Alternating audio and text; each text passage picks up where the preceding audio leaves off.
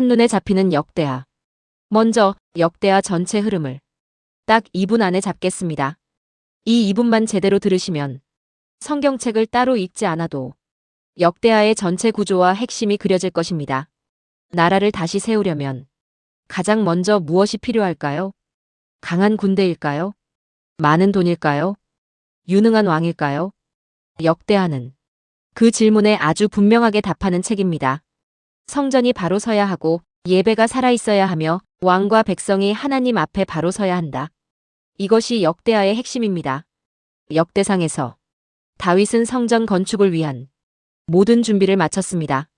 금과 은, 자재와 조직, 레위인과 찬양대, 예배 시스템까지 다 준비하여 아들 솔로몬에게 넘겨주었습니다.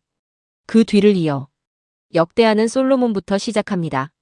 솔로몬은 성전을 건축하고 하나님의 영광이 그 안에 임하게 하며 이스라엘 왕국은 가장 찬란한 전성기를 맞이합니다. 그러나 그 전성기는 끝까지 가지 못합니다. 왕국은 둘로 갈라지고 유다의 왕들은 하나님을 찾을 때에는 살아나고 우상을 따를 때에는 무너집니다. 어떤 왕은 성전 문을 다시 열고 유월절을 회복하며 말씀 앞에 옷을 찢고 회개합니다. 반대로 어떤 왕은 성전 문을 닫아버리고 우상을 성전 안에 들여놓고 자기 아들까지 불 가운데 지나가게 합니다. 그 결과는 너무나 분명합니다. 예배가 바로 서면 나라가 강해지고 하나님을 의지하면 적은 물러가며 교만하고 배도하면 왕도 무너지고 백성도 무너지고 결국 예루살렘도 무너집니다. 역대하의 마지막은 참으로 처절합니다. 성전은 불타고 성벽은 허물어지며 백성은 바벨론으로 끌려갑니다. 그런데도 이 책은 절망으로 끝나지 않습니다. 마지막에는 하나님께서 페르시아 왕 고레스의 마음을 감동시키셔서 바벨론의 포로로 흩어져 있던 백성들에게 예루살렘으로 다시 올라가 무너진 성전을 재건하라고 공식적으로 명령하게 하십니다. 즉 역대하는 남유다 왕들의 역사를 정리한 책이면서 동시에 나라가 왜 살고 왜 망하고 무너진 뒤 어떻게 다시 회복의 문이 열리는지를 한눈에 보여주는 책입니다. 여기서 반드시 짚고 넘어가야 할 핵심이 있습니다. 열왕기와 역대하는 같은 시대를 기록하고 겹치는 내용도 많지만 기록 목적과 강조점은 분명히 다릅니다. 열왕기는 왕들과 나라의 실제 역사를 그대로 기록합니다. 그래서 왕들의 실패, 우상 숭배, 정치적 혼란, 그리고 최종적인 멸망까지 모든 과정을 숨김없이 그대로 드러냅니다. 결론은 분명합니다. 그래서 나라가 망했구나입니다. 반면 역대하는 이미 나라가 무너진 이후 이스라엘이 70년간의 바벨론 포로 생활을 마치고 예루살렘으로 다시 돌아온 시점에서 무너진 역사를 어떻게 다시 세워야 하는지를 새롭게 정리하며 기록한 책입니다. 무너진 나라를 무엇으로 다시 세워야 하는지, 왕과 성전과 예배가 얼마나 중요한지, 그리고 하나님 앞에 바로 서지 않으면 왜 다시 무너질 수밖에 없는지를 실제 역사 속 사건을 통해 분명하게 보여줍니다. 그래서 역대하에서는 북이스라엘의 역사는 제외되고 남유다 왕국을 중심으로 성전과 예배 그리고 개혁의 과정이 집중적으로 부각되어 기록됩니다. 한마디로 열왕기는 나라가 왜 망했는지를 보여주는 책이고 역대하는 무너진 나라가 무엇으로 서고 무엇 때문에 다시 무너지는지를 보여주는 책입니다. 한눈에 잡히는 역대하는 개역개정 성경을 중심으로 설명하면서 영어 킹제임스 성경과 대조하여 내용의 정확도를 높였습니다. 또 여러 장을 한꺼번에 묶어 흐릿하게 넘어가기보다는 각 장을 빠짐없이 순서대로 따라가며 왕들의 선택과 그에 따른 사건의 흐름이 눈앞에 펼쳐지듯 분명하게 이해되도록 정리했습니다. 이제 역대하의 전체 흐름을 3개의 파트로 나누어 제1부부터 차례대로 살펴보겠습니다. 제1부 성전으로 완성되는 나라 솔로몬 시대. 성경 범위는 역대하 1장부터 9장까지입니다. 이 부분은 단순한 번영 기록이 아니라 한 왕이 하나님을 선택했을 때 국가가 어떻게 세워지고 어떤 시스템으로 완성되는지 현장에서 벌어진 사건 그대로 보여주는 기록입니다. 역대하 제1장은 솔로몬이 왕이 되자 이스라엘의 모든 지도층을 이끌고 기브온으로 올라갑니다. 기브온에는 모세가 만든 회막과 놋제단이 있었습니다. 솔로몬은 그 제단 위에 번제 1000마리를 한 번에 올립니다. 하루에 1000마리입니다. 짐승이 계속 잡히고 피가 제단 아래로 흘러내리며 불은 쉬지 않고 타오릅니다. 여기서 말하는 1000번제는 많은 사람들이 생각하듯 하루에 한 번씩 1000번에 걸쳐 드린 제사가 아니라 한 번의 제사에서 1000마리의 번제를 동시에 드린 사건입니다. 성경은 이 일을 여러 날에 걸친 반복 제사가 아니라 솔로몬이 하나님 앞에서 단번에 대규모로 드린 번제로 기록하고 있습니다. 솔로몬이 즉위하면서 국가 전체를 하나님께 맡기는 장면입니다. 역대하 1장 7절입니다.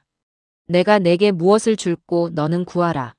밤에 하나님이 나타나 왕에게 직접 묻습니다. 솔로몬은 잠시도 망설이지 않습니다. 역대하 1장 10절입니다. 이제 내게 지혜와 지식을 주사 이 백성 앞에서 나가고 들어오게 하옵소서. 그는 권력도 아니고 부도 아니고 판단할 능력을 구합니다. 하나님은 즉시 응답합니다. 지혜뿐 아니라 부, 재물, 명예까지 함께 주겠다고 선언합니다. 그 결과가 바로 나타납니다. 병거 1400대, 마병만 2000명, 전차와 말이 예루살렘과 병거성에 배치됩니다.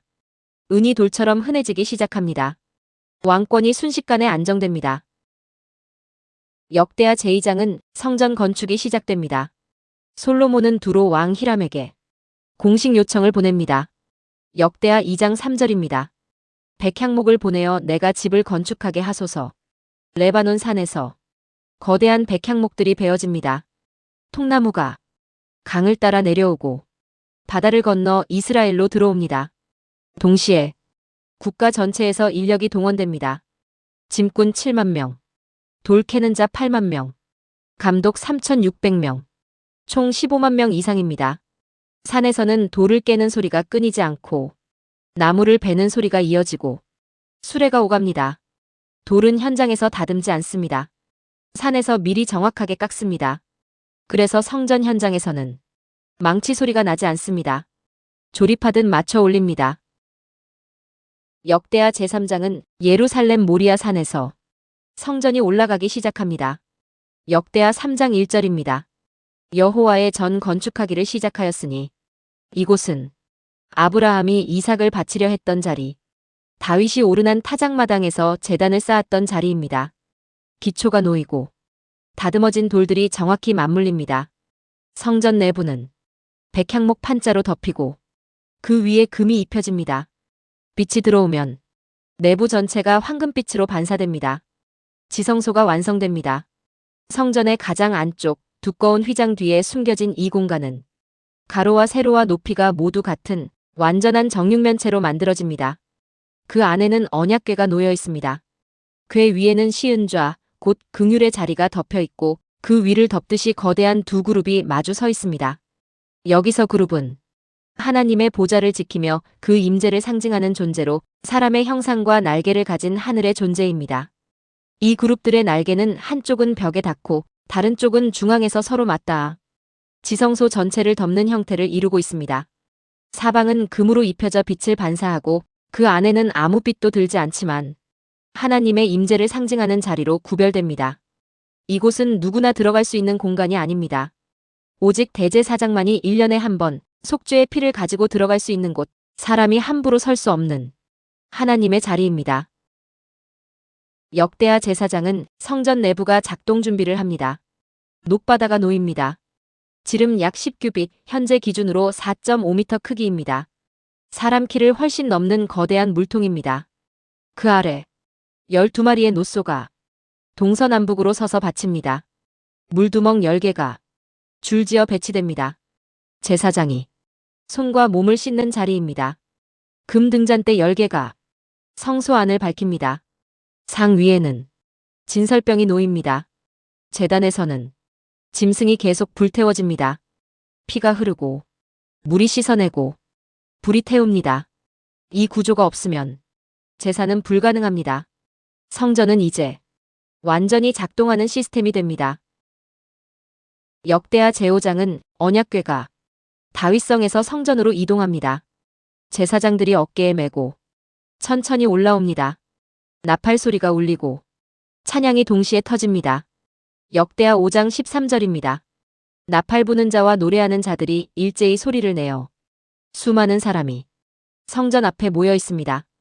언약궤가 지성소 안에 놓이는 순간 역대하 5장 14절입니다. 여호와의 영광이 하나님의 전에 가득하였더라. 갑자기 성전 안이 구름으로 가득 차기 시작합니다. 앞이 보이지 않습니다. 제사장들이 서 있을 수 없어 밖으로 나옵니다. 사람이 만든 건물에 하나님의 임재가 실제로 들어오는 순간입니다. 역대하 제6장은 솔로몬이 온 백성 앞에서 무릎을 꿇습니다. 손을 들어 올리고 기도를 시작합니다. 역대하 6장 18절입니다. 하나님이 참으로 사람과 함께 땅에 거하시리이까. 그는 하늘도 하나님을 닮지 못한다는 사실을 인정합니다. 그리고 구체적으로 말합니다. 전쟁에서 패했을 때 이 성전을 향해 기도하면 다시 일으켜달라고 합니다. 비가 오지 않을 때 하늘을 열어달라고 요청합니다. 죄를 지었을 때 용서해달라고 구합니다. 멀리 있는 이방인이라도 이 성전을 향해 기도하면 들어달라고 요청합니다. 성전은 기도가 올라가는 방향이 됩니다. 역대하 제7장은 기도가 끝나는 순간 즉시 사건이 터집니다. 역대하 7장 1절입니다. 불이 하늘에서 내려와 번제물과 제물들을 사르고 하늘에서 불이 떨어집니다. 제단 위의 제물이 순식간에 타버립니다. 사람이 붙인 불이 아닙니다. 하나님이 직접 응답한 불입니다. 백성들이 얼굴을 땅에 대고 엎드립니다. 하나님께서 응답하십니다. 역대하 7장 14절입니다. 내 이름으로 일컫는 내 백성이 그들의 악한 길에서 떠나 스스로 낮추고 기도하여 내 얼굴을 찾으면 내가 하늘에서 듣고 그들의 죄를 사하고 그들의 땅을 고칠지라. 이 구절은 레이건 대통령이 취임 선서 때 이 구절 위에 손을 얹었다는 이야기도 있는 유명한 구절입니다. 역대하 제8장은 성전이 완성된 이후 국가가 확장됩니다. 성읍들이 세워지고 요새가 구축되고 군사기지가 배치됩니다. 물자가 이동하고 무역이 시작됩니다. 제사장과 레위인이 정해진 순서대로 근무하면서 아침과 저녁 절기마다 제사가 정확히 반복됩니다. 역대하 제9장은 이스라엘의 명성이 외국까지 퍼집니다. 에티오피아 스바 여왕이 막대한 금과 향품을 싣고 예루살렘으로 들어옵니다. 왕궁을 보니 신하들이 질서 있게 서 있고 음식이 체계적으로 준비되어 있습니다. 성전으로 올라가는 계단과 제사 장면을 지켜보며 말을 잇지 못합니다. 역대하 9장 6절입니다. 내가 들은 말이 진실하도다. 각 나라에서 사절들이 줄을 서고 금과 은이 쌓입니다. 은이 돌처럼 흔해집니다. 이스라엘은 국제 질서의 중심 국가로 올라갑니다. 이같이 이 구간에는 하나님께 맡기고 시작하면 국가가 세워지고 성전이 중심에 서면 모든 시스템이 돌아갑니다. 그 결과 세계 중심 국가까지 올라갑니다. 그러나 이 구조가 무너지면 반드시 붕괴를 의미합니다. 제2부가 이어집니다. 역대하 제2부는 솔로몬이 죽은 뒤 하나로 유지되던 이스라엘 왕국이 남유다와 북이스라엘로 갈라진 이후 유다 왕국이 어떻게 유지되고 어떻게 흔들리고 어떻게 점점 무너져가는지를 왕들의 실제 선택과 그때그때 벌어진 사건을 통해 연속적으로 보여주는 기록으로 시작됩니다. 이 부분은 단순한 왕 이름 정리가 아니라 왕 한 사람의 말 한마디, 한 번의 기도, 한 번의 교만, 한 번의 타협이 국가 전체의 방향을 어떻게 바꾸는지를 현장에서 그대로 보여주는 장면들입니다. 역대하 제10장은 솔로몬이 죽은 뒤 그의 아들 르호보암이 왕이 되면서 시작됩니다. 이스라엘 모든 지파가 세겜에 모입니다. 형식상으로는 르호보암을 왕으로 세우기 위해 모인 자리이지만 백성의 마음속에는 한 가지 쌓인 문제가 있었습니다. 솔로몬 시대에 성전과 왕궁, 밀로와 성벽, 여러 요새 도시와 국고 도시를 세우느라 백성에게 무거운 세금과 강제 노동이 계속 부과되었기 때문입니다. 그래서 백성은 르호보암에게 이렇게 요구합니다. 역대하 10장 4절입니다. 왕의 부친이 우리의 멍에를 무겁게 하였으나 이제 왕의 부친의 고된 노역과 우리에게 매운 무거운 멍에를 가볍게 하소서. 르호보암은 즉시 대답하지 않고 3일 뒤에 다시 오라고 합니다. 먼저 그는 솔로몬을 섬기던 연로하신 신하들에게 묻습니다. 이들은 백성의 마음을 읽고 있었습니다.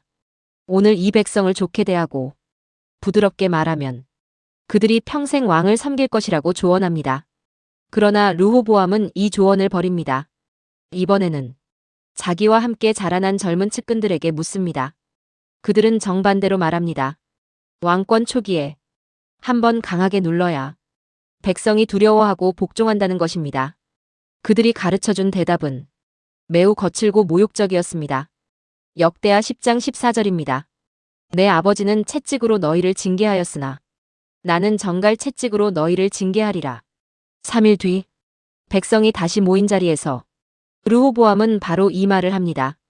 그 말이 떨어지는 순간 민심이 완전히 돌아섭니다. 북쪽 10지파가 외칩니다.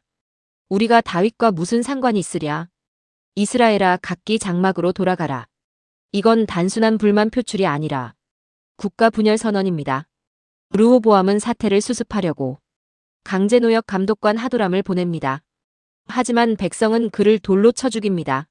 르호보암은 상황이 끝났음을 직감하고 급히 병거를 타고 예루살렘으로 도망갑니다. 이렇게 해서 솔로몬 시대까지 하나였던 왕국은 단 한 번의 잘못된 결정과 단 한 번의 교만한 말로 남유다와 북이스라엘로 완전히 갈라지게 됩니다.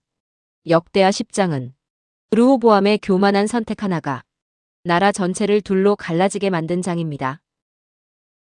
역대하 제11장은 왕국이 갈라진 직후 르호보암이 북이스라엘을 다시 무력으로 제압하려는 장면으로 시작됩니다. 그는 유다와 베냐민 지파에서 18만 명의 정예군을 모읍니다. 그러나 하나님의 말씀이 선지자 스마야에게 임합니다. 역대하 11장 4절입니다. 너희는 올라가지 말라. 너희 형제와 싸우지 말라. 각기 집으로 돌아가라. 전쟁은 하나님의 명령으로 중단됩니다. 르호보암은 더 이상 북쪽을 공격하지 못하고 방향을 바꿉니다. 이제 그는 남유다를 지키는 데 집중합니다. 베들레헴, 드고아, 아둘람, 가드, 십라기스, 아얄론, 헤브론 같은 성읍들을 요새 도시로 정비합니다. 그 성읍마다 방패와 창, 식량과 기름과 포도주를 비축하고 수비대를 배치합니다. 국가가 둘로 갈라진 뒤 남유다는 살아남기 위해 곧바로 방어체제를 구축한 것입니다. 이때 또 하나 중요한 일이 벌어집니다. 북이스라엘에 있던 제사장들과 레위인들이 자기들의 목초지와 산업을 버리고 예루살렘으로 내려옵니다. 그 이유는 여로보암이 그들을 내쫓고 산당과 수점소 우상과 송아지 우상을 위한 제사장을 따로 세웠기 때문입니다. 여로보암은 하나님이 정한 제사장의 혈통 기준을 폐기하고 누구든지 원하는 자를 제사장으로 임명하여 종교를 정치 도구로 만들었고 이것이 북이스라엘 멸망의 구조적 출발점이 되었습니다. 하나님의 성전이 있는 예루살렘에서 정상적인 예배를 드리려는 사람들이 유다로 집중되기 시작한 것입니다. 그 결과 남유다의 르호보암 왕국은 처음 3년 동안 강해집니다. 다윗과 솔로몬의 길로 행하며 예배 인프라가 유다에 집중되었기 때문입니다. 르호보암은 많은 아내와 첩을 두고 아들들도 많이 낳으며 왕가를 안정시키려 합니다. 특히 르호보암의 아내 마아가의 아들 아비야를 후계자로 삼으려고 여러 아들을 유다 전역의 요새 도시들에 흩어 배치하고 양식과 아내를 넉넉히 주어 왕가 내부의 경쟁도 관리합니다. 이같이 역대하 11장은 내전을 멈추게 하신 하나님의 명령과 분열 이후 유다 왕국이 방어체제와 예배 중심을 세워가는 장입니다. 역대하 제12장은 르호보암의 나라가 어느 정도 안정된 뒤 그가 하나님의 율법을 버리는 장면으로 시작됩니다. 왕이 하나님을 떠나자 백성도 함께 무너집니다. 그 결과 애굽 왕 시삭이 올라옵니다. 역대하 12장 2절입니다. 르호보암 왕의 제5년에 그들이 여호와께 범죄하였으므로 애굽 왕 시삭이 예루살렘에 올라오니라. 시삭의 군대 규모는 엄청납니다. 병거 1200대, 마병 6만, 그리고 수를 셀 수 없을 만큼 많은 애굽 사람과 리비아 사람과 숫기 사람과 구스 사람이 함께 올라옵니다. 그들은 유다의 견고한 성읍들을 차례로 함락시키며 예루살렘까지 도달합니다. 도시는 이미 뚫렸고 수도만 남은 상황입니다. 이때 선지자 스마야가 르호보암과 방백들 앞에 와서 분명하게 말합니다. 역대하 12장 5절입니다. 너희가 나를 버렸으므로 나도 너희를 시삭의 손에 버려두었다. 르호보암과 방백들이 그제야 자신을 낮추며 여호와는 의로우시다라고 말합니다. 하나님은 그들이 스스로 낮춘 것을 보시고 완전히 멸하지는 않겠다고 하십니다. 그러나 심판은 그대로 남습니다. 시삭은 예루살렘에 들어와 성전의 보물과 왕궁의 보물을 모두 빼앗아갑니다. 특히 솔로몬이 만들었던 금 방패들을 전부 가져갑니다. 솔로몬 시대의 영광이 눈앞에서 뜯겨나가는 장면입니다. 르호보암은 금 방패를 다시 만들 능력도 그 영광을 되돌릴 힘도 없었습니다. 결국 그는 금 대신 놋으로 방패를 만들어 호위병들에게 들려줍니다. 겉모양은 비슷하게 맞추지만 실체는 이미 완전히 달라진 것입니다. 예배하러 성전에 들어갈 때마다 왕 앞에 번쩍이던 금 방패 대신 놋방패가 줄지어 서 있는 모습은 왕국의 수준이 어디까지 떨어졌는지를 보여주는 상징이 됩니다. 이같이 역대하 12장은 왕과 백성이 하나님을 버리자 애굽의 침략으로 성전의 영광과 나라의 자존심이 한꺼번에 무너지는 장입니다. 역대하 제13장은 르호보암의 아들 아비야가 남유다 왕이 되어 북이스라엘 왕 여로보암과 전쟁을 벌이는 장면으로 시작됩니다. 전력 차이는 매우 큽니다. 유다는 40만의 용사, 북이스라엘은 80만의 정예병을 거느립니다. 수적으로는 남유다가 절반에 불과합니다. 양측이 에브라임 산지에서 대치하자 아비야가 스마라임 산 위에 서서 외칩니다. 그는 먼저 다윗 왕조의 정통성을 강조합니다. 여호와께서 이스라엘 나라를 다윗과 그의 아들들에게 주신 것은 소금 언약이라고 말합니다. 그리고 여로보암이 솔로몬의 신하이던 자로서 반역해 나라를 찢었고 허망한 자들과 불량배들이 모여 르호보암을 대적했다고 지적합니다. 이어 그는 북이스라엘의 죄를 정면으로 찌릅니다. 그들은 여호와를 쫓아내고 금송아지를 만들고 누구든지 수송아지와 순양 7을 끌고 오면 제사장으로 삼는 식으로 거짓 예배 체제를 세웠다는 것입니다. 반면 유다는 여호와를 버리지 않았고 아론의 자손 제사장들이 정해진 규례대로 번제와 향과 진설병과 등잔대를 섬기고 있다고 말합니다. 역대하 13장 12절입니다. 하나님이 우리와 함께 하사 우리의 머리가 되시고 그의 제사장들도 우리와 함께 하여 나팔을 불어 너희를 치리니 이스라엘 자손들아 너희 조상들의 하나님 여호와와 싸우지 말라. 너희가 형통하지 못하리라. 그러나 그 연설이 끝난 뒤 전투는 더 급박해집니다. 여로보암이 군사를 매복시켜 유다를 앞뒤에서 포위했기 때문입니다. 앞에도 적, 뒤에도 적인 상황에서 유다 사람들은 여호와께 부르짖고 제사장들은 나팔을 붑니다. 그 순간 전세가 뒤집힙니다. 하나님이 여로보암과 이스라엘을 치시고 그들이 무너집니다. 결과는 엄청납니다. 이스라엘 군사 50만이 쓰러집니다. 북이스라엘은 큰 타격을 입고 여로보암은 아비야 시대 동안 다시 힘을 회복하지 못합니다. 이같이 역대하 13장은 수적으로 절대 불리한 전쟁에서 유다가 여호와를 의지함으로 승리하고 거짓 예배 체제를 세운 북이스라엘이 무너지는 장입니다. 역대하 제14장은 아비야의 아들 아사가 남유다의 왕이 되어 비교적 긴 평안이 임하는 장면으로 시작됩니다. 그는 먼저 이방 제단과 산당을 제거하고 돌기둥과 아세라 목상을 찍어버립니다. 그리고 백성에게 조상들의 하나님 여호와를 찾고 율법과 명령을 행하라고 명합니다. 그 결과 유다에는 한동안 전쟁이 없습니다. 아사는 그때를 놓치지 않고 견고한 성읍들을 세웁니다. 성벽을 쌓고 망대를 세우고 문과 빗장을 설치합니다. 그는 우리가 주를 찾았으므로 주께서 우리 사방에 평안을 주셨느니라 라고 말합니다. 나라가 조용할 때 아사는 30만의 유다 군사와 방패와 활을 가진 베냐민 28만 명, 총 58만의 강한 군대를 갖춥니다. 그러던 중 남쪽에서 엄청난 적이 올라옵니다. 구스 사람 세라가 군사 100만과 병거 300대를 이끌고 마레사까지 진격합니다. 수치만 봐도 압박감이 느껴지는 전쟁입니다. 구스는 오늘날 에티오피아 수단 지역으로 당시 이집트와 연결된 강력한 남쪽 군사 세력이었고 세라의 침공은 남유다 역사상 최대 규모의 압도적 외침이었습니다. 아사는 마레사의 스바다 골짜기에서 전열을 갖춘 뒤 하나님께 부르짖습니다. 역대하 14장 11절입니다. 여호와여, 강한 자와 약한 자 사이에는 주밖에 도와줄 이가 없사오니 우리 하나님 여호와여, 우리를 도우소서. 우리가 주를 의지하오며 주의 이름을 의탁하옵고 이 많은 무리를 치러 왔나이다. 전투가 벌어지자 여호와께서 구스 사람들을 치십니다. 그들은 완전히 패주하고 유다 군대는 그들을 그랄까지 추격합니다. 적군은 다시 일어설 수 없을 만큼 무너지고 유다는 막대한 전리품과 가축을 가져옵니다. 이상과 같이 역대하 14장은 아사가 우상을 제거하고 나라를 정비한 뒤 100만 대군 앞에서도 하나님을 의지하여 결정적인 승리를 거두는 장입니다. 역대하 제15장은 구스 대군을 이긴 뒤 선지자 아사랴가 아사에게 나아오는 장면으로 시작됩니다. 그는 매우 직선적으로 말합니다. 역대하 15장 2절입니다. 너희가 그를 찾으면 그가 너희와 함께 하시려니와 너희가 그를 찾으면 그가 너희와 만나게 되시려니와 너희가 그를 버리면 그도 너희를 버리시리라.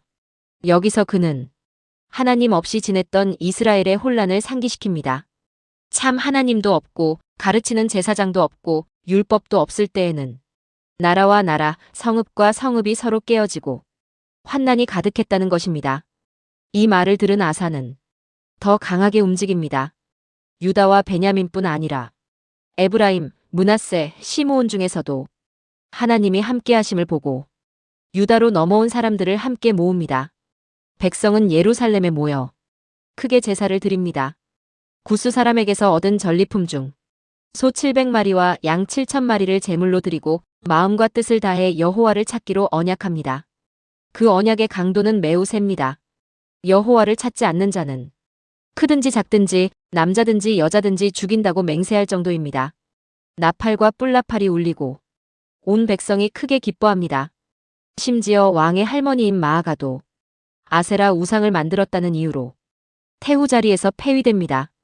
아사는 그 우상을 찍어 부수고 기드론 시냇가에서 불살라버립니다. 이 장면은 혈련보다 예배의 순결을 더 중하게 여긴 사건입니다. 이상과 같이 역대하 15장은 아사가 전쟁 승리 뒤에 선지자의 말씀을 듣고 왕과 백성이 함께 언약을 새롭게 하며 우상을 뿌리째 제거하는 장입니다.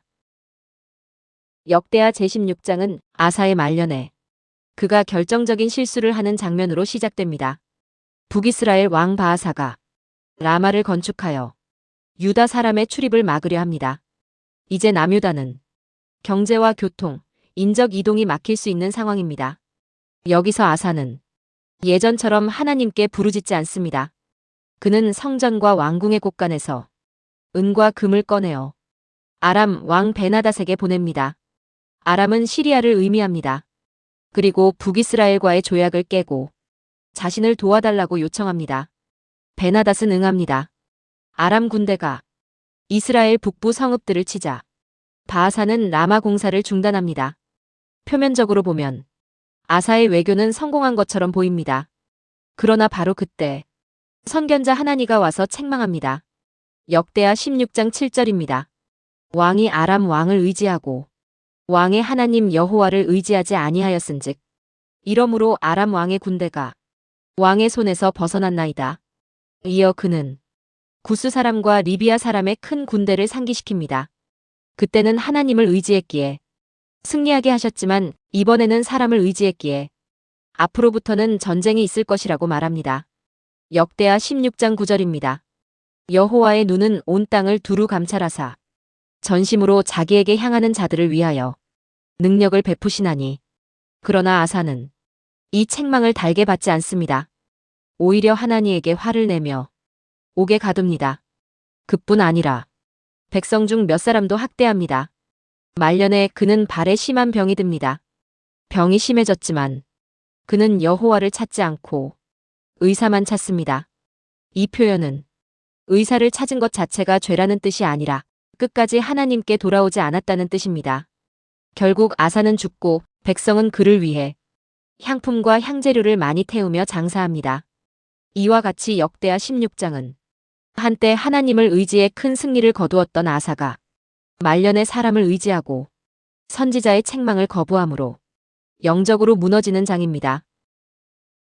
역대하 제17장은 남유다의 아사의 아들 여호사밧이 왕이 되어 나라를 안정시키는 장면으로 시작됩니다. 그는 북이스라엘을 대비해 유다 전역의 견고한 성읍에 군대를 배치하고 에브라임 산지의 성읍들에도 수비대를 둡니다. 그러나 여호사밧의 강점은 군사 배치만이 아니었습니다. 성경은 그가 바알들을 찾지 않고 그의 조상의 하나님을 찾으며 북이스라엘의 행위를 따르지 않았다고 말합니다. 하나님은 그의 왕권을 견고하게 하시고 온 유다가 예물을 가져오므로 그는 부와 영광이 크게 많아집니다. 무엇보다 중요한 장면은 말씀 교육입니다. 여호사밧은 방백들과 레위인들과 제사장들을 보내어 유다 여러 성읍을 순회하게 하고 여호와의 율법책을 가지고 백성을 가르치게 합니다. 왕이 지방에 율법 교육 사절단을 보낸 것입니다. 그 결과가 분명합니다. 주변 나라들이 유다를 두려워합니다. 여호와의 두려움이 그들에게 임했기 때문입니다. 블레셋 사람은 예물을 바치고 아라비아 사람은 순양 7,700마리와 수점소 7,700마리를 조공으로 가져옵니다. 여호사밧은 점점 강해지고 유다에는 큰 창고와 강한 군대가 갖추어집니다. 이와 같이 역대하 17장은 여호사밧이 군사력과 함께 율법 교육을 전국적으로 시행함으로 나라를 강하게 세우는 장입니다.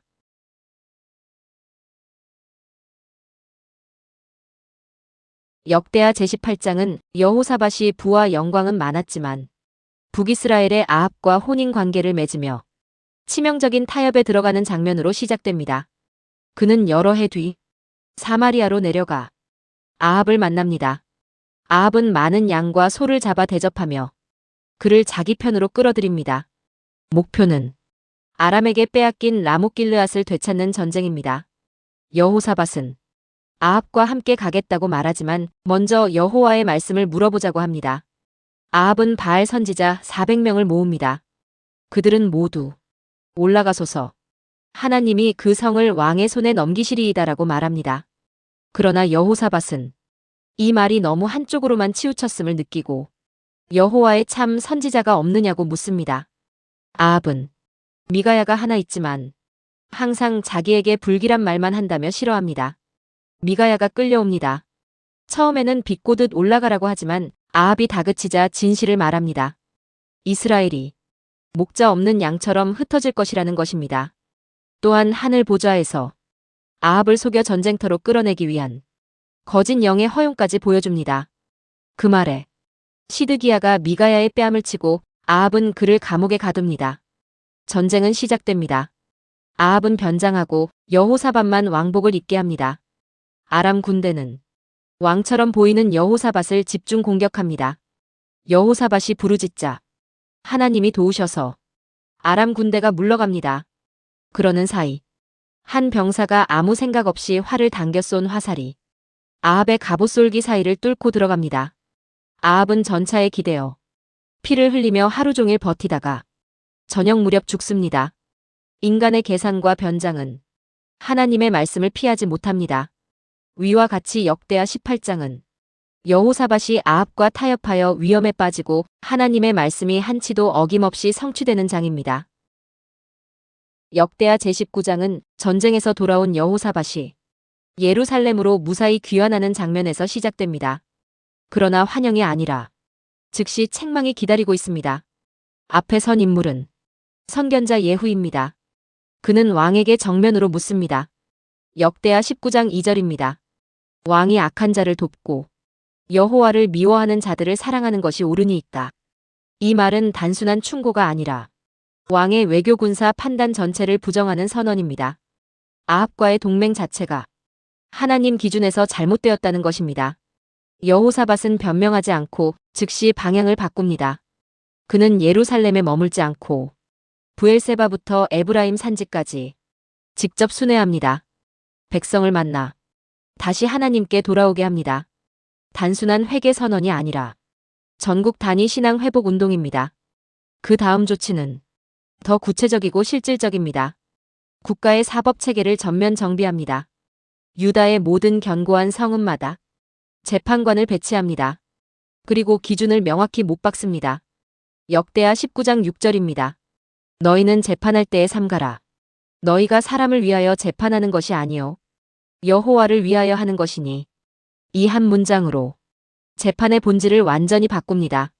그리고 판결의 기준을 권력, 관계, 돈에서 끊어냅니다.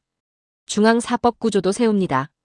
예루살렘에 제사장, 레위인, 족장들을 배치하여 여호와의 재판 곧 종교, 율법 문제와 송사 곧 일반 분쟁을 분리하여 담당하게 합니다. 또한 사건을 맡은 자들에게 두려워하지 말고 성실하게 행하라는 책임 기준까지 명확히 합니다. 이상과 같이 역대하 19장은 여호사밧이 책망을 받은 뒤 회개를 행동으로 바꾸어 백성을 돌이키고 사법 제도까지 하나님 기준으로 재정립한 국가 개혁의 장입니다. 역대하 제20장은 여호사밧 때에 모압 자손과 암몬 자손 그리고 마온 사람들까지 연합하여 유다를 침략하는 장면으로 시작됩니다. 소식이 예루살렘에 전해지자 여호사밧은 두려워합니다. 그러나 그는 사람을 모아 전쟁 계획부터 세우지 않습니다. 먼저 여호와께 낯을 향하고 전국에 금식을 선포합니다. 유다 각 성읍에서 사람들이 예루살렘으로 몰려와 하나님께 도움을 구합니다. 성전 뜰에 선 여호사밧은 하나님의 과거 행적과 언약을 붙들고 기도합니다. 마지막에는 매우 솔직한 고백이 나옵니다. 역대하 20장 12절입니다. 우리를 치러 오는 이 큰 무리를 우리가 대적할 능력이 없고 어떻게 할 줄도 알지 못하옵고 오직 주만 바라보나이다. 그때 레위 사람 야하시엘에게 하나님의 영이 임합니다. 역대하 20장 15절입니다. 이 전쟁은 너희에게 속한 것이 아니요 하나님께 속한 것이니라. 다음 날 아침 여호사밧은 백성을 이끌고 나갑니다. 그런데 전투 대형이 이상합니다. 무장한 군인들보다 앞에 노래하는 자들이 섭니다. 그들은 거룩한 예복을 입고 여호와께 감사하세 그의 인자하심이 영원하도다라고 노래하며 나아갑니다. 찬양이 시작되는 순간 하나님이 적군 사이에 혼란을 일으키십니다. 암몬과 모압이 세일 산 사람들을 먼저 치고 그들을 다 멸한 뒤에는 서로를 죽입니다. 유다 군대가 망대에 이르렀을 때 전장은 이미 끝나 있었습니다. 땅에는 시체가 가득하고 한 사람도 도망한 자가 없습니다. 전리품이 너무 많아 사흘 동안 거두어야 할 정도였습니다. 넷째 날에는 브라가 골짜기에서 하나님을 송축합니다. 그 뒤 기쁨으로 예루살렘으로 돌아와 비파와 수금과 나팔을 들고 성전에 들어갑니다. 위와 같이 역대하 20장은 압도적인 연합군 앞에서 유다가 기도와 찬양으로 나아갈 때 하나님이 친히 싸워주시는 장입니다. 역대하 제21장은 여호사밧이 죽은 뒤 그의 아들 여호람이 왕이 되면서 시작됩니다. 왕이 되자마자 그는 자기 형제들을 칼로 죽입니다. 왕권을 피로 안정시키려 한 것입니다. 그뿐 아니라 유다의 방백들 가운데서도 몇 사람을 죽입니다. 그는 아합의 딸과 결혼한 상태였고 아합 집안의 길을 따라갑니다. 유다 산들의 산당을 만들고 예루살렘 주민과 유다 백성을 우상 숭배로 끌고 갑니다. 이때 선지자 엘리야의 편지가 도착합니다. 역대하 21장 12절 이하의 내용입니다. 그는 여호람이 아버지 여호사밧과 아사처럼 행하지 않고 아합 집안의 길로 갔으며 형제들을 죽인 죄 때문에 백성과 자녀와 아내들과 재산에 큰 재앙이 임할 것이라고 경고합니다. 그리고 자신은 창자에 중한 병이 들어 날마다 빠져나오는 고통을 겪게 될 것이라고 예언합니다. 곧바로 심판이 시작됩니다. 블레셋 사람들과 구스 근처 아라비아 사람들이 쳐들어와 왕궁을 약탈합니다. 왕의 아들들과 아내들이 잡혀가고 막내 아들 여호아하스만 남습니다. 그 뒤 여호람은 고칠 수 없는 창자병에 걸립니다. 날이 갈수록 병은 심해지고 2년 뒤에는 정말로 창자가 빠져나옵니다. 그는 큰 고통 속에 죽고 백성은 그를 위해 향을 사르지도 않습니다. 위와 같이 역대하 21장은 형제의 피로 왕권을 잡고 아합 집안의 길을 따른 여호람이 가정과 나라와 자기 몸까지 심판받는 장입니다. 역대하 제22장은 여호람의 아들 아하시아가 왕이 되는 장면으로 시작됩니다. 그는 나이가 어리고 어머니 아달랴의 영향을 강하게 받습니다. 아달랴는 아합의 딸로 그 영향 때문에 남유다 왕 아하시아도 아합 집안의 길을 따르게 됩니다. 그는 북이스라엘 왕 요람과 함께 아람 왕 하사엘과 싸우러 나갔다가 요람이 부상당하자 이스르엘로 병문안하러 갑니다. 바로 그때 하나님이 예후를 일으켜 아합 집안을 치십니다. 아하시아는 그 심판의 현장에 휘말립니다. 그는 도망하지만 예후의 사람들에게 붙잡혀 죽임을 당합니다. 이렇게 남유다 왕도 아합 집안과 연결되어 있다는 이유로 하나님의 심판에서 벗어나지 못합니다. 이상과 같이 역대하 22장은 아합 집안과 연결된 아하시아가 예후의 심판 속에서 함께 쓰러지는 장입니다. 역대하 제23장은 왕비 아달랴가 왕의 씨를 거의 다 죽이고 왕위를 빼앗은 이후 성전 안에 숨겨져 있던 어린 왕자 요아스가 드디어 세상 앞에 드러나는 장면으로 시작됩니다. 대제사장 여호야다는 7년째 되는 해에 움직입니다. 백부장들과 언약을 맺고 레위인과 유다 족장들을 예루살렘으로 불러 모읍니다. 그리고 그들에게 왕의 아들을 직접 보여줍니다. 이후 성전 경비가 치밀하게 배치됩니다. 문을 지키는 자, 왕을 둘러싸는 자들이 2겹, 3겹으로 배치되고 성전 안에 보관되어 있던 다윗의 창과 방패가 꺼내져 경호병들에게 나누어집니다. 모든 준비가 끝나자 숨겨져 있던 요아스가 나옵니다. 왕관을 씌우고 율법책을 주고 기름을 부어 왕으로 세웁니다. 백성과 제사장이 외칩니다. 왕 만세. 그 소리를 들은 아달랴가 급히 성전으로 달려옵니다.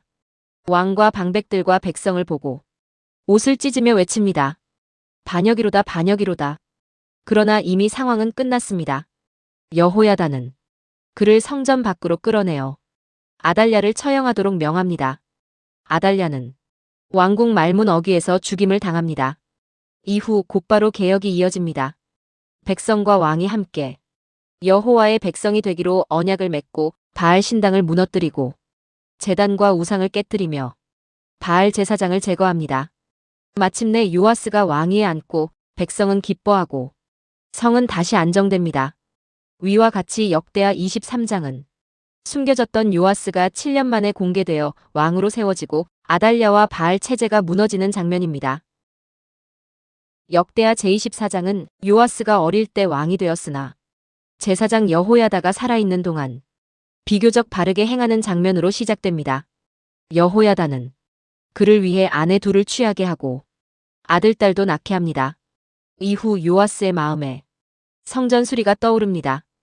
여러 해가 지나며 성전은 부서져 있었고 아달랴의 아들들이 하나님의 전의 물건들을 바알들을 위해 사용했기 때문입니다.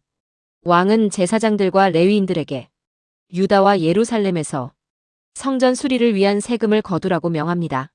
하지만 일이 빨리 진행되지 않자 요아스는 여호야다를 불러 왜 백성에게서 모세의 세금을 거두지 않느냐고 묻습니다. 결국 왕은 궤 하나를 만들어 성전 문 밖에 두게 합니다.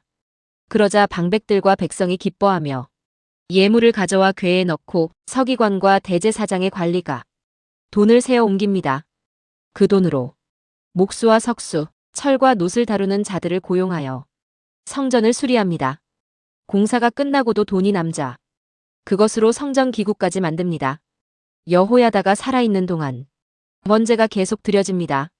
그러나 여호야다가 130세에 죽자 상황이 급변합니다. 유다의 방백들이 와서 왕에게 아첨하고 요아스는 그들의 말을 듣습니다. 그들은 여호와의 전을 버리고 아세라와 우상을 섬깁니다. 하나님은 선지자들을 보내 돌이키게 하지만 그들이 듣지 않습니다. 마침내 여호야다의 아들 스가랴에게 하나님의 영이 임합니다. 그가 백성 앞에 서서 외칩니다. 역대하 24장 20절입니다. 너희가 어찌하여 여호와의 명령을 범하여 형통하지 못하느냐? 너희가 여호와를 버렸으므로 여호와께서도 너희를 버리셨느니라.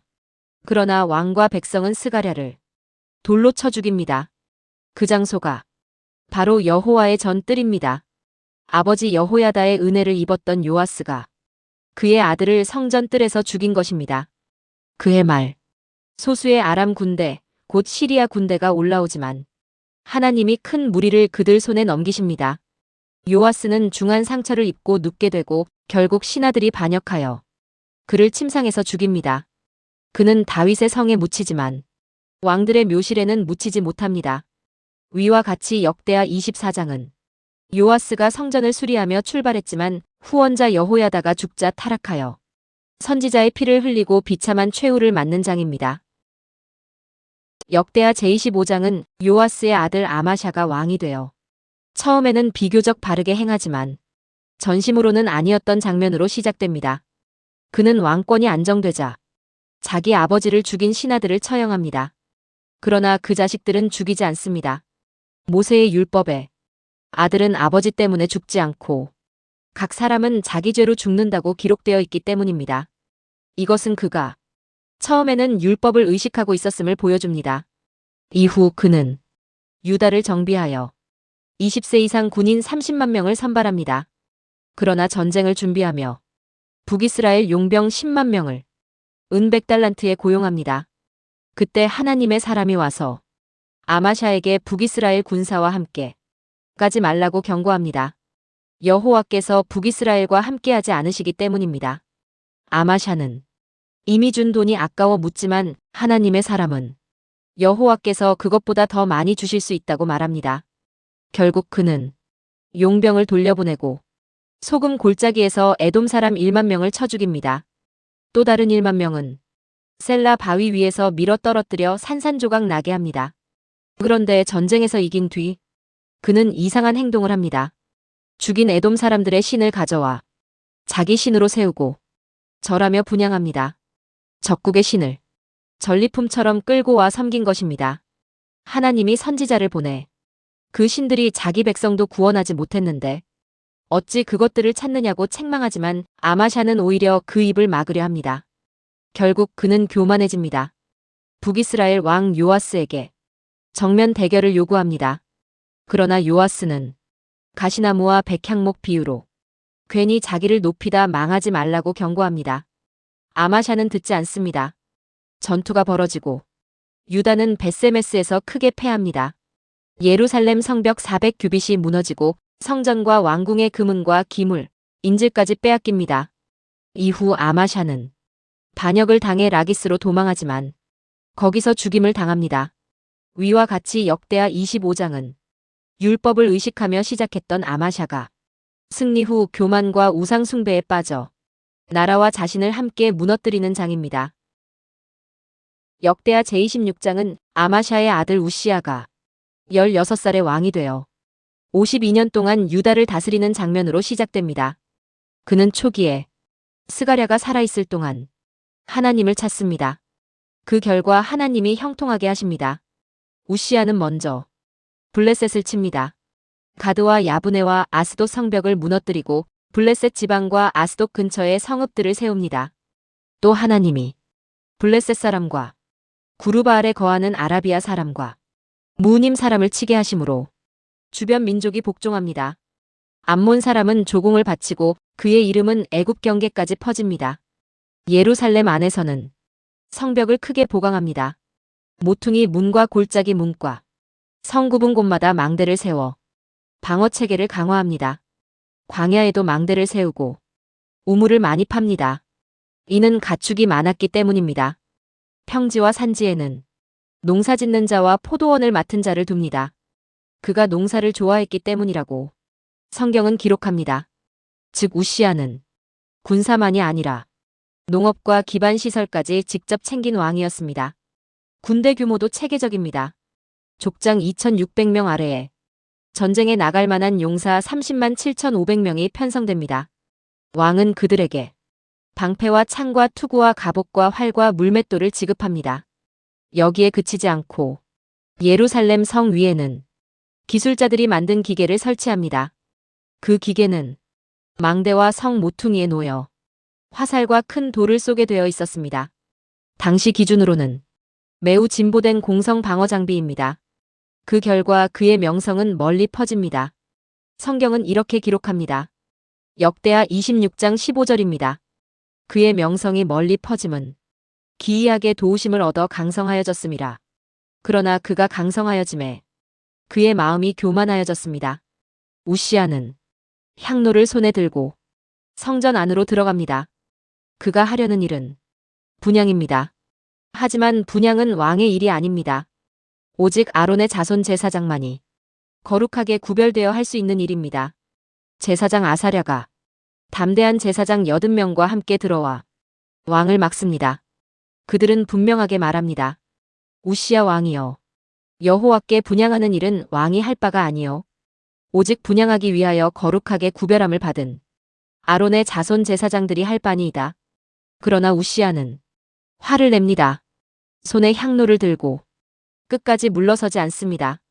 그 순간 제사장들 앞에서 그의 이마에 나병이 돋아납니다. 제사장들이 그것을 보고 놀라 급히 그를 내보내고 왕 자신도 여호와께서 치신 줄 알고 급히 나옵니다. 그날 이후 우시야는 나병 환자가 되어 별궁에 따로 살고 여호와의 전에 들어가지 못합니다. 왕의 직무는 그의 아들 요담이 대신하며 백성을 재판합니다. 초강대국 수준으로 나라를 키운 왕이 하나님의 경계를 넘는 순간 성전에서 쫓겨나 평생 격리된 삶으로 끝나는 장면입니다. 위와 같이 역대하 26장은 하나님의 도우심으로 강성해진 우시야가 교만하여 제사장의 영역을 침범하다가 나병으로 평생 격리되는 장입니다. 역대하 제27장은 요담이 25살의 왕이 되어 16해 동안 다스리는 장면으로 시작됩니다. 그는 아버지 우시야와 달리 하나님의 전에 함부로 들어가지 않습니다. 성경은 그가 여호와 보시기에 정직히 행했다고 말합니다. 그러나 동시에 매우 중요한 단서를 붙입니다. 역대하 27장 2절입니다. 백성은 여전히 부패하였더라. 즉 왕은 바르게 가고 있지만 백성 전체의 영적 상태는 이미 깊이 병들어 있는 상황입니다. 요담은 성전의 윗문을 건축하고 오벨 성벽을 크게 증축합니다. 유다 산지에는 성읍들을 세우고 숲을 가운데에는 요새와 망대를 건축합니다. 이건 단순 건물 공사가 아니라 방어선과 지방 통제력을 강화하는 작업입니다. 또 그는 암몬 자손과 전쟁하여 이깁니다. 그 결과 암몬 자손은 그 해에 은 100달란트, 밀 1만 고르, 보리 1만 고르를 바치고 이 조공을 3년 동안 계속 바칩니다. 여기서 보이는 것은 요담 시대에 유다가 군사와 경제면에서 상당히 안정되어 있었다는 점입니다. 성경은 그 이유를 짧지만 분명하게 말합니다. 역대하 27장 6절입니다. 요담이 그의 길을 그의 하나님 여호와 앞에서 바르게 행하였으므로 점점 강하여졌더라. 그러나 이 장은 마냥 밝게 끝나지 않습니다. 왕은 강해지지만 백성은 부패하고 있었고 다음 세대에 그 부패가 폭발하게 될 조짐이 이미 깔려있기 때문입니다. 이상과 같이 역대하 27장은 요담이 하나님 앞에서 바르게 행하며 나라를 강하게 세웠지만 백성의 부패는 그대로 남아있어 다음 시대의 붕괴를 예고하는 장입니다. 역대하 제28장은 요담의 아들 아하스가 왕이 되어 유다를 급격히 무너뜨리는 장면으로 시작됩니다. 그는 다윗의 길로 행하지 않고 북이스라엘 왕들의 길로 갑니다. 바알들의 우상을 만들고 흰놈의 아들 골짜기에서 분향하며 심지어 자기 아들들을 불 가운데로 지나가게 합니다. 이방 민족들의 가증한 일을 그대로 따라한 것입니다.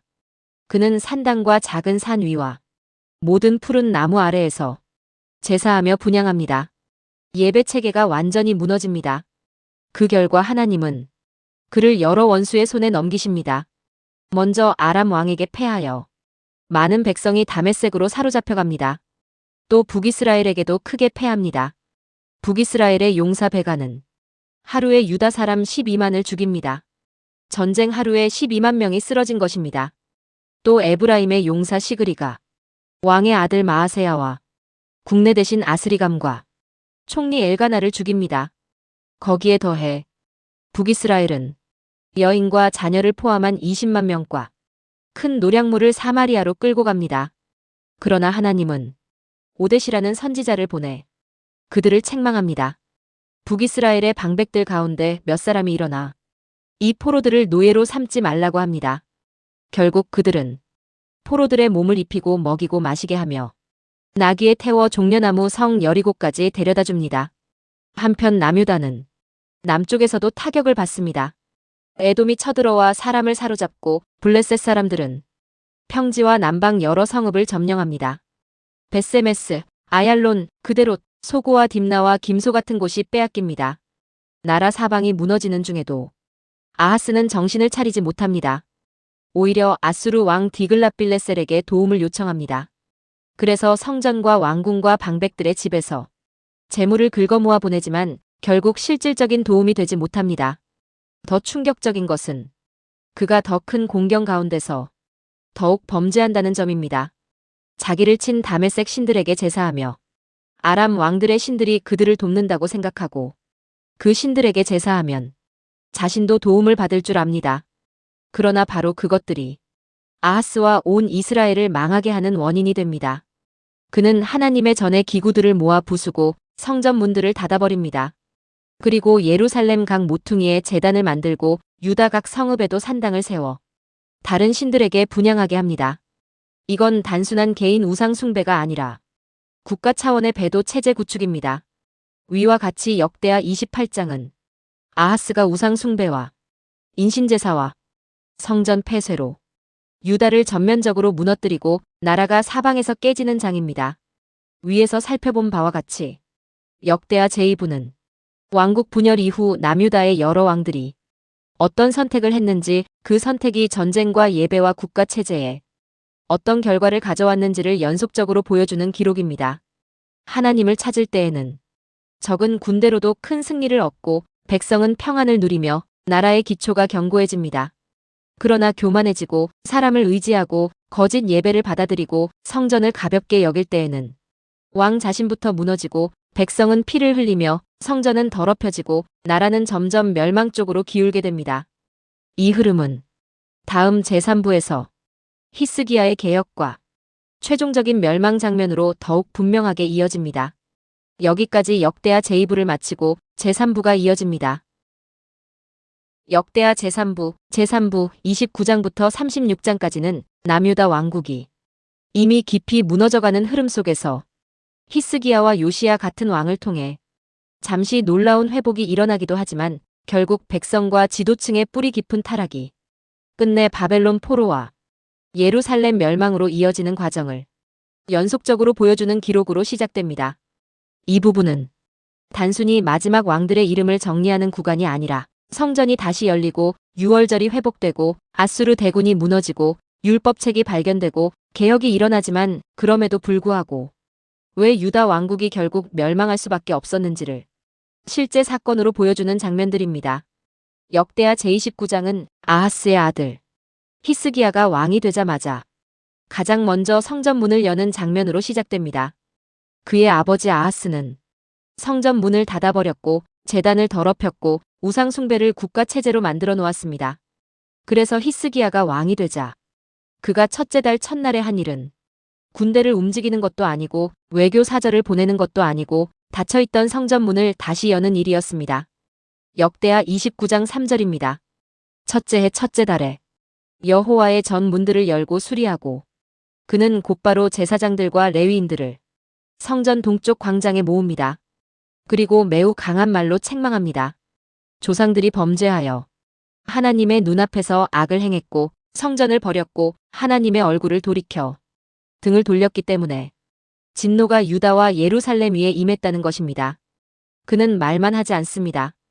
제사장들과 레위인들은 곧바로 몸을 성결하게 하고 성전 안으로 들어갑니다. 아하스 시대에 쌓인 더러운 물건들을 하나씩 꺼내어 여호와의 전뜰로 내오고 레위인들은 그것을 받아 기드론 시내로 가지고 나갑니다. 성전 안을 청소하는 장면입니다. 닫힌 문, 꺼져 있던 등불, 향을 피우지 않던 제단, 더럽혀진 성소가 조금씩 정리되기 시작합니다. 이 작업은 첫째 달 초하루에 시작되어 여드레 만에 전뜰이 정리되고 다시 여드레를 더 들여 성전 안까지 정결하게 마무리됩니다. 총 16날입니다. 정결이 끝나자 히스기야는 성읍의 방백들을 데리고 아침 일찍 성전으로 올라갑니다. 속죄제 제물이 준비됩니다. 수송아지 7, 순양 7, 어린 양 7, 수점소 7마리입니다. 왕과 회중과 성전을 위하여 피가 뿌려지고 속죄가 이루어집니다. 레위인들은 다윗과 갓과 나단이 정한 규례대로 비파와 수금과 심벌즈를 들고 서고 제사장들은 나팔을 잡습니다. 번제가 시작되는 순간 노래도 함께 시작됩니다. 희생 제물이 불에 타는 동안 성전 안에는 나팔 소리와 찬양이 울립니다. 오랫동안 닫혀있던 성전이 다시 살아 움직이는 장면입니다. 백성도 자원하여 제물을 가져옵니다. 번제물과 화목제물이 쏟아지지만 제사장 수가 부족해 레위인들이 그들을 도와야 할 정도가 됩니다. 성전 예배가 완전히 멈췄다가 한꺼번에 회복되는 장면입니다. 위와 같이 역대하 29장은 히스기야가 왕이 되자마자 성전 문을 다시 열고 더럽혀진 성전을 청소하며 제사와 찬양을 회복시켜 유다 왕국의 중심을 다시 하나님께 돌리는 장입니다. 역대하 제30장은 히스기야가 성전을 회복한 뒤 이제 유월절을 다시 지키게 하는 장면으로 시작됩니다. 원래는 첫째 달에 지켜야 하지만 제사장들의 성결과 백성의 준비가 아직 부족했기 때문에 둘째 달에 유월절을 지키기로 결정합니다. 그러나 그는 예루살렘 사람만 부르지 않습니다. 북이스라엘과 유다 온 땅, 곧 에브라임과 므낫세까지 편지를 보냅니다. 유월절은 남유다만의 행사가 아니라 하나님의 백성 전체가 돌아와야 할 절기이기 때문입니다. 사자들이 편지를 들고 브엘세바에서 단까지 다니며 외칩니다. 이스라엘 자손들아, 너희는 아브라함과 이삭과 이스라엘의 하나님 여호와께로 돌아오라. 역대하 30장 6절의 내용입니다. 그러나 반응은 엇갈립니다. 어떤 사람들은 그 사자들을 비웃고 조롱합니다. 왕의 초청장을 받고도 웃어넘깁니다. 하지만 아셀과 므낫세와 스불론 가운데서 스스로 겸손히 하고 예루살렘으로 오는 자들도 있습니다. 유월절을 지키기 위해 남북각지의 사람들이 예루살렘으로 모이기 시작합니다. 예루살렘에는 이미 큰 회중이 모였습니다. 그들은 먼저 예루살렘 안에 있던 우상 제단들을 제거하고 기드론 시내에 던져버립니다. 그 후 둘째 달 14째 날 유월절 어린 양을 잡습니다. 많은 사람들이 규례대로 자신을 성결하게 하지 못한 채 왔기 때문에 레위인들이 그들을 대신하여 어린 양을 잡아줍니다. 히스기야는 이들을 위해 특별히 기도합니다. 역대하 30장 18절과 19절의 뜻입니다. 마음을 정하여 하나님을 찾는 자는 의식적 정결이 완전하지 못해도 좋으신 여호와께서 사하여 달라고 간구한 것입니다. 하나님은 그의 기도를 들으시고 백성을 고치십니다. 유월절은 큰 기쁨 가운데 진행됩니다. 이어지는 무교절 7일 동안 회중은 즐거워하고 레위인과 제사장들은 큰 소리로 찬양합니다. 기쁨이 너무 커서 7일을 더 연장하여 지킵니다. 예루살렘에는 솔로몬 시대 이후 없었던 큰 즐거움이 임합니다.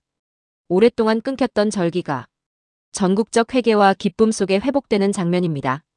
위와 같이 역대하 30장은 히스기야가 유월절을 다시 세우고 남북에 남은 자들을 예루살렘으로 불러 모아 회개와 기쁨 가운데 하나님께 돌아오게 하는 장입니다. 역대하 제31장은 유월절과 무교절이 끝난 뒤 백성이 예루살렘에서 끝내지 않고 직접 전국으로 나가 우상을 제거하는 장면으로 시작됩니다. 그들은 유다와 베냐민은 물론 에브라임과 므낫세까지 나가 돌기둥을 깨뜨리고 아세라 목상을 찍어버리고 산당과 제단을 다 헐어버립니다. 절기만 지킨 것이 아니라 삶의 구조를 바꾸기 시작한 것입니다. 히스기야는 이어서 제사장과 레위인의 반차를 다시 세웁니다. 번제와 화목제, 안식일과 초하루와 절기마다 드릴 제사가 정상적으로 이어지도록 체계를 정비합니다. 또 백성에게 제사장과 레위인의 몫을 드리라고 명합니다. 그러자 백성이 반응합니다.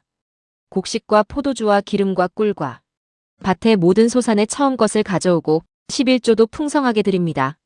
예루살렘과 유다 성읍마다 헌물이 쌓이기 시작합니다.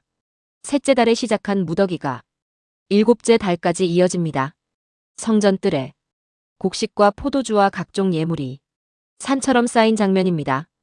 히스기야가 와서 보고 묻자 대제사장 아사랴는 말합니다. 백성이 여호와의 전에 예물을 드린 때부터 먹고 배부르며 남았다고 말합니다. 히스기야는 곧바로 성전 안에 곡간을 준비하게 하고 그 안에 예물을 저장하게 합니다. 관리자들도 세웁니다.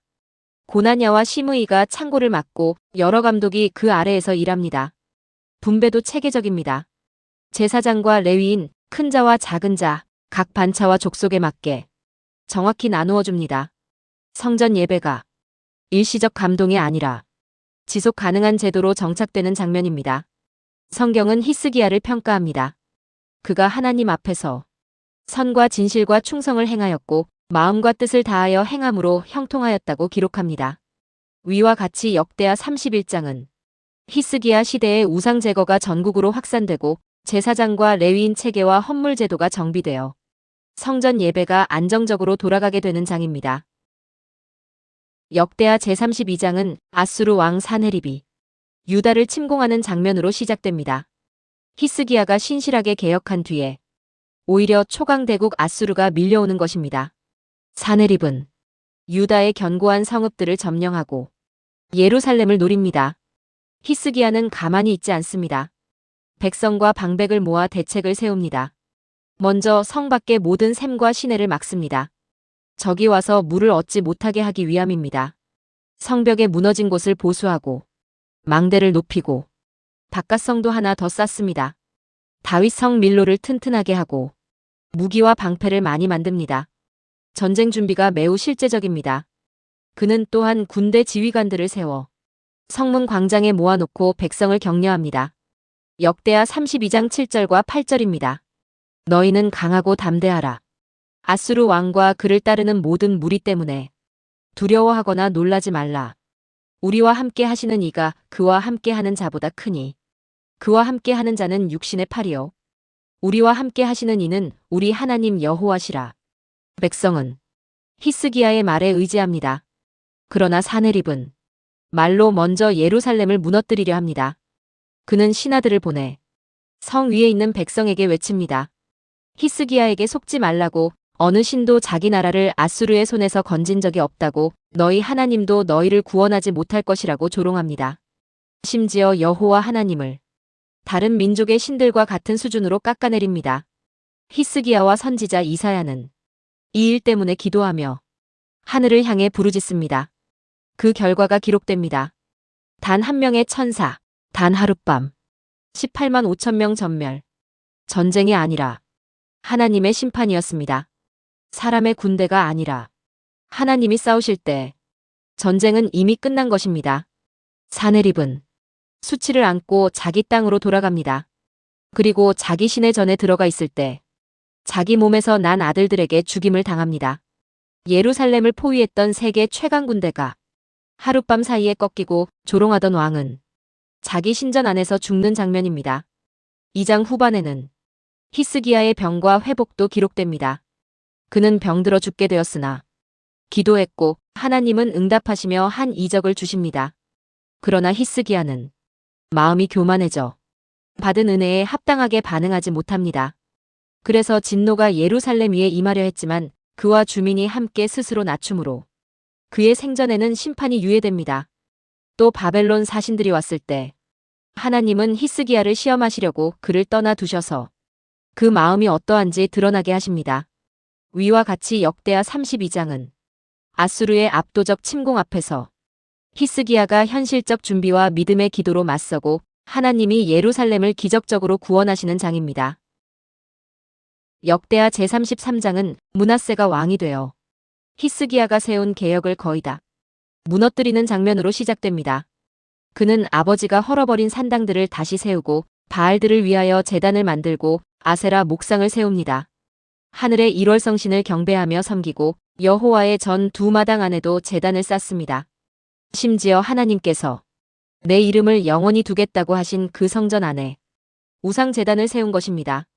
그는 자기 아들들을 흰놈의 아들 골짜기 불 가운데로 지나가게 하고 점치고 사수를 행하고 신접한 자와 박수를 두며 악을 크게 행합니다. 새긴 아세라 목상을 만들어 하나님의 전에 둡니다. 유다와 예루살렘을 미혹하여 여호와께서 이스라엘 자손 앞에서 멸하신 이방 사람들보다 더 악하게 행하게 만듭니다. 하나님이 말씀하셔도 므낫세와 백성은 듣지 않습니다. 그래서 하나님은 아수르 왕의 군대 지휘관들을 보내십니다. 그들은 므낫세를 갈고리로 붙잡고 노사슬로 결박하여 바벨론으로 끌고 갑니다. 왕이 포로가 되어 갈고리에 걸린 채 끌려가는 장면입니다. 거기서 므낫세는 환난 가운데 자기 조상의 하나님 여호와께 간구하며 크게 겸손해집니다. 하나님은 그의 기도를 들으시고 다시 예루살렘으로 돌아오게 하십니다. 그제야 므낫세는 여호와께서 참 하나님이심을 알게 됩니다. 돌아온 뒤 그는 다윗 성 바깥에 성벽을 높이 쌓고 군 지휘관들을 유다 견고한 성읍에 두며 이방 신들과 우상을 제거하고 여호와의 전에서 치워버립니다. 또 여호와의 제단을 다시 세우고 화목제와 감사제를 드리며 유다 백성에게 하나님을 섬기라고 명합니다. 그러나 백성은 여전히 산당을 완전히 제거하지 못하고 산당에서 제사를 드립니다. 형식상 여호와께 드리는 제사였지만 하나님이 정하신 예루살렘 성전 중심의 예배는 완전히 회복되지 않았습니다. 므낫세의 뒤를 이은 아몬은 그 아버지의 회개를 본받지 않습니다. 오히려 전보다 더 범죄합니다. 우상 앞에 제사하고 자기를 낮추지 않습니다. 결국 신하들이 반역하여 궁중에서 그를 죽입니다. 백성은 반역자들을 죽이고 그 아들 요시야를 왕으로 세웁니다.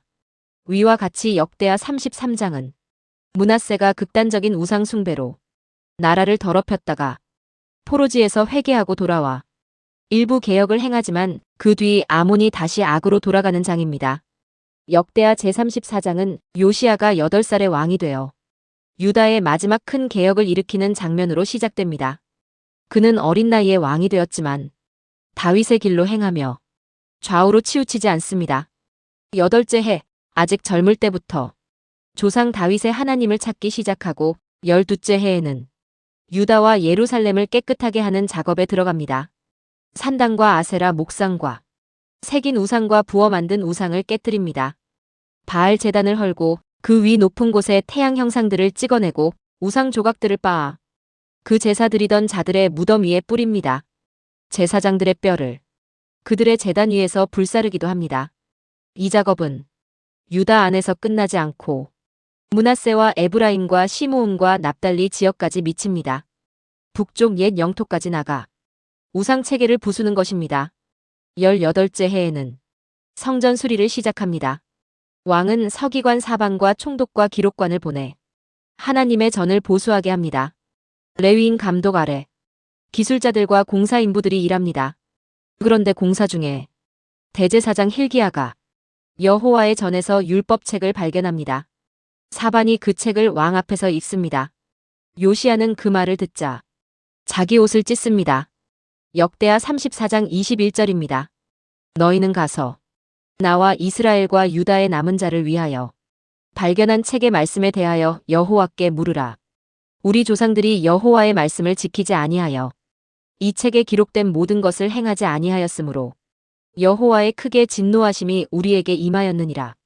왕은 hil기야와 신하들을 보내 여선지자 훌다에게 묻습니다. 훌다는 분명히 답합니다. 이 책에 기록된 모든 재앙이 이곳과 주민 위에 임할 것이며 그 이유는 그들이 하나님을 버리고 다른 신들에게 분향했기 때문이라는 것입니다. 그러나 요시야에 대해서는 말씀을 듣고 마음이 연하고 옷을 찢고 울며 겸비했기 때문에 그 재앙을 그의 생전에는 보지 않게 하겠다고 말합니다. 왕은 장로들과 제사장들과 레위인들과 백성을 다 모읍니다. 그리고 성전 안에서 율법책의 모든 말씀을 읽어줍니다. 왕은 자기 자리에 서서 여호와 앞에 언약을 세웁니다. 마음과 뜻을 다해 여호와를 따르고 그의 계명과 증거와 율례를 지키며 책에 기록된 언약의 말씀을 이루겠다고 맹세합니다. 백성도 그 언약에 참여합니다. 요시야는 남아있는 모든 우상 가증한 것들을 제거하고 모든 백성이 여호와를 섬기게 합니다. 그의 생전에는 백성이 하나님을 떠나지 않습니다. 위와 같이 역대하 34장은 요시야가 전국의 우상 체계를 무너뜨리고 성전 보수 중 발견된 율법책 앞에서 옷을 찢고 회개하며 왕과 백성이 언약을 새롭게 세우는 장입니다. 역대하 제35장은 요시야가 유월절을 지키는 장면으로 시작됩니다. 그는 첫째 달 14째 날에 예루살렘에서 유월절을 지키게 하고 제사장들을 제자리에 세우며 여호와의 전에서 스스로 힘쓰게 합니다. 레위인들에게는 거룩한 언약궤를 성전에 두고 더 이상 어깨에 매는 수고를 하지 말고 이제 하나님과 백성을 섬기라고 말합니다.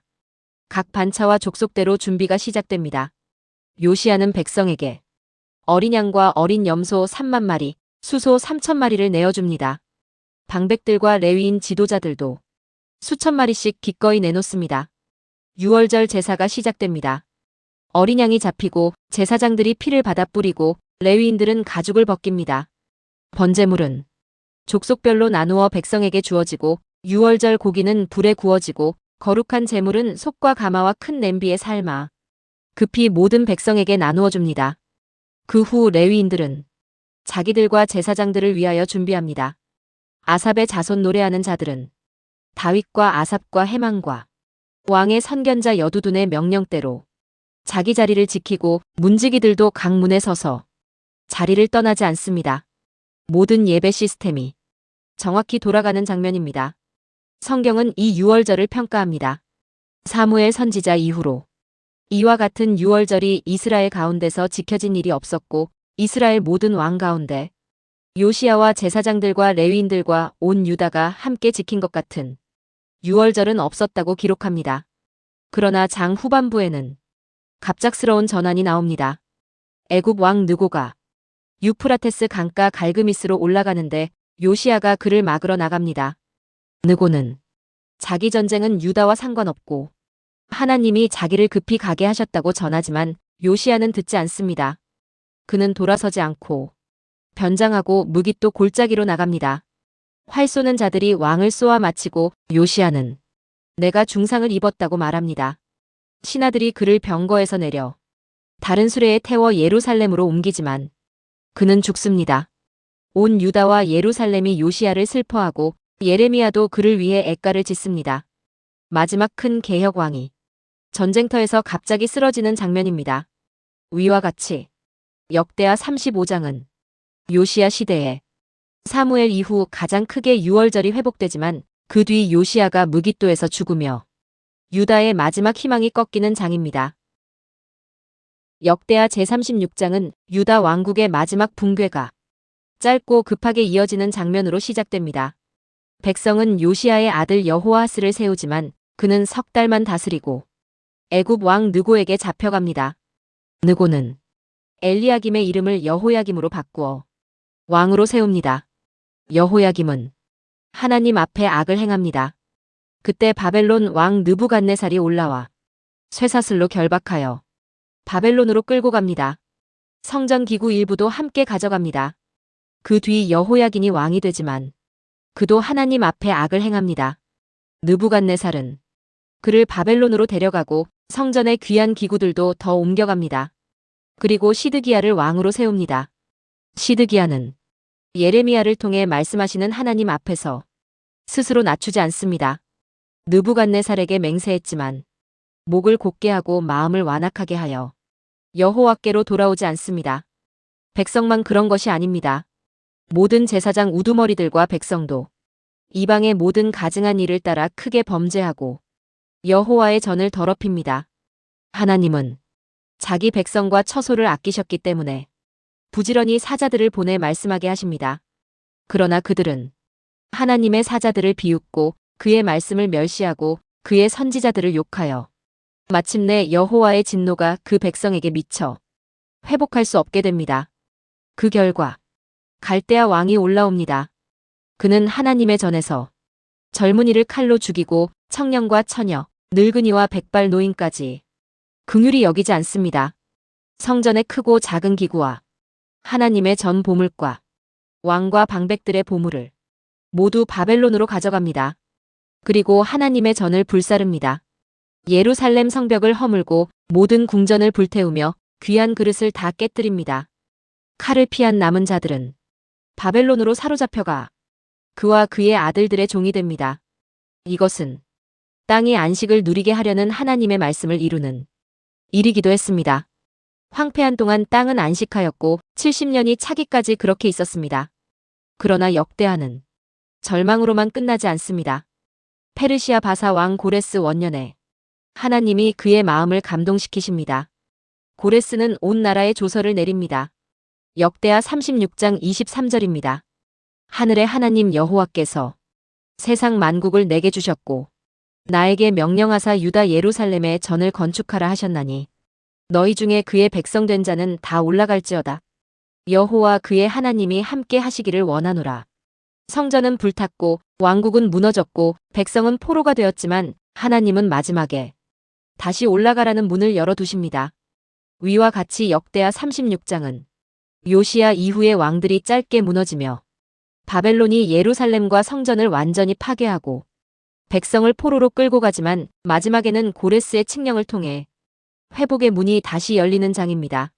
위에서 살펴본 바와 같이 역대하 제3부는 히스기야와 요시야의 놀라운 개혁이 잠시 유다를 회복시키지만 오랜 세월 누적된 죄와 백성의 완악함이 끝내 바벨론 포로와 예루살렘 멸망으로 이어지는 과정을 보여주는 기록입니다. 성전이 다시 열리고 유월절이 다시 지켜지고 말씀이 다시 낭독되고 우상이 깨뜨려지지만 백성과 지도층이 마음 깊은 곳까지 완전히 돌이키지 않으면 결국 심판은 유예될 뿐 사라지지 않는다는 사실이 분명하게 드러납니다. 그러나 동시에 하나님은 마지막에 고레스를 통해 다시 올라가라고 부르심으로 심판 뒤에도 회복의 길을 남겨두십니다. 그래서 역대하의 끝은 단순한 멸망의 결론이 아니라 무너진 자리에서도 다시 성전을 세우게 하시는 하나님의 언약이 살아있음을 보여주는 마지막 문으로 끝납니다. 여기까지 역대하 제3부를 마치고 마지막으로 역대하 전체 결론입니다. 역대하 전체 결론. 역대하는 단순한 왕들의 연대기가 아니라 한 나라가 무엇으로 서고 무엇 때문에 무너지는지를 보여주는 기록입니다. 겉으로는 전쟁과 개혁이 반복되지만 핵심 기준은 하나입니다. 성전이 바로 서고 예배가 살아있으며 왕과 백성이 하나님 앞에 낮아질 때 나라는 강해지고 전쟁은 뒤집히며 백성은 평안을 누립니다. 솔로몬 시대에는 성전이 세워지며 전성기를 맞고 아사와 여호사밧은 하나님을 의지하여 전쟁을 이기고 히스기야는 성전을 회복하고 아수르를 물리치며 요시야는 율법을 회복하여 전국 개혁을 이루었습니다. 그러나 반대로 왕이 교만해지고 우상을 받아들이고 성전을 가볍게 여기며 말씀을 버릴 때 나라는 무너지기 시작합니다. 르호보암은 교만으로 나라를 갈랐고 아하스와 므낫세는 우상 숭배로 유다를 무너뜨렸으며 결국 예루살렘은 무너지고 성전은 불타며 백성은 바벨론으로 끌려갑니다. 결국 역대하가 보여주는 결론은 분명합니다. 나라의 운명은 군사력이나 경제력이 아니라 하나님 앞에서의 태도에 의해 결정됩니다. 그러나 이 책은 심판으로 끝나지 않습니다. 바사 왕 고레스의 명령으로 다시 예루살렘으로 돌아가 성전을 재건하라는 길이 열립니다. 끝으로 역대하는 순종하면 회복되고 배도하면 무너지지만 심판 이후에도 하나님은 반드시 돌아올 길을 남겨두신다는 것을 보여주는 책입니다. 여기까지 한눈에 잡히는 역대하를 모두 마치고 이어서 한눈에 잡히는 에스라가 계속됩니다. 감사합니다.